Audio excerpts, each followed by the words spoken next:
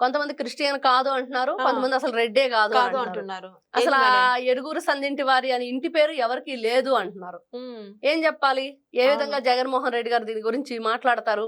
అవును. ఈ రోజున నువ్వు రెడ్డివా, నువ్వు కాపువా, నువ్వు కమ్మవా, నువ్వు గౌడవా, నువ్వు ఇంకోటా అనేదానికంటే నువ్వు ఒక రాష్ట్ర పౌరుడిగా రాష్ట్ర ప్రజల కోసం ఏం చేశావనేది చూడాలి. హ్మ్.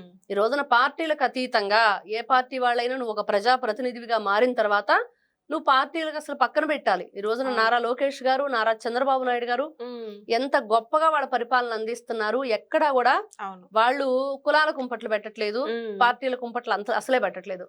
వైఎస్ఆర్సీపీ పార్టీ వాళ్ళకి ఈ రోజున ప్రాణం మీదకి వచ్చిన నారా లోకేష్ గారు వెంటనే స్పందిస్తున్నారు, అవును. వెంటనే సహాయ సహకారాలు అందిస్తున్నారు. హ్మ్. కాబట్టి జగన్మోహన్ రెడ్డి గారు ఏమి లేదు, ఒకటే ఆయన ఎజెండా ఏంటి అంటే కులాల పేరుతోటి మతాల పేరుతోటి విడగొట్టాలి. హ్మ్. కమ్మోళ్ళని కమ్మోళ్ళ చేత తిట్టించాలి, కాపోళ్ళని కాపోళ్ళ చేత తిట్టించాలి, హ్మ్.